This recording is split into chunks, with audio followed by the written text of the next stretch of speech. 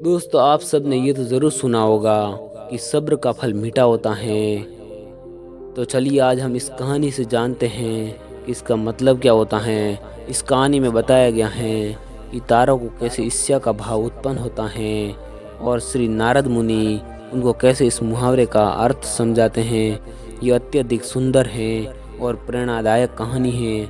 आप इसे पूरा ज़रूर पढ़ें। जब सूरज अस्त हो रहा होता है तब हल्की हल्की संध्या से उत्पन्न होती है और चारों तरफ शांत वातावरण जैसा एक अंधेरा सा छा जाता है। सभी जीव जंतु, पशु पक्षी अपने निवास स्थान को जाने लगते हैं और हल्की हल्की हवा चलने लगती है। हम जब आसमान की ओर देखते हैं तो सूर्य अस्त होता रहता है। तभी आसमान में तारे टिमटिमाने लगते हैं। कुछ तारे अत्यधिक चमकीले होते हैं परंतु कुछ कम चमकीले होते हैं। अधिक चमकीले वाले तारों पर हमारी नज़र जल्दी पहुंचती है परंतु कम चमकीले वाले तारों पर हमारी नज़र बहुत कम ही जाती है। इसलिए हम उन पर ध्यान नहीं दे पाते और उनकी सुंदरता फीकी पड़ जाती है। परंतु उन सब में से एक ऐसा तारा होता है जो अधिक चमकीला होता है, जिसके आने से पूरा आसमान जगमगा जाता है। वह इतना सुंदर और चमकीला होता है कि उसके जगमगाते ही लोगों के चेहरे पर खुशी आ जाती है। उसे हम स्वाति नक्षत्र के नाम से जानते हैं। अत्यधिक चमकीला और सुंदर होता है, जिसके आने से लोग खुश हो जाते हैं।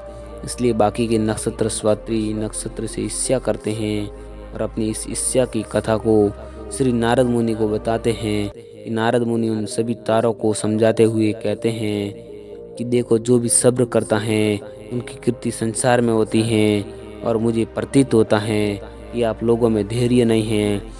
इसलिए आप लोग संध्या काल में होते ही तुरंत जगमगाने लगते हैं, लेकिन स्वाति नक्षत्र अत्यधिक समय के बाद आसमान में निकट आता है। तभी उसकी प्रतिस्पर्धा इतनी अधिक होती है, तभी सभी लोग के चेहरे पर मुस्कान आती है। इसलिए कहा जाता है कि हमें सब्र करना चाहिए क्योंकि उसका फल मीठा होता है। यदि तुम देर में आसमान में टिमटिमाते होते तो तुम्हारा भी महत्व होता और तुम्हें भी लोग अलग नाम से जानेंगे। नारद मुनि द्वारा समझाई गई बात सभी तारों को समझ में आ गई।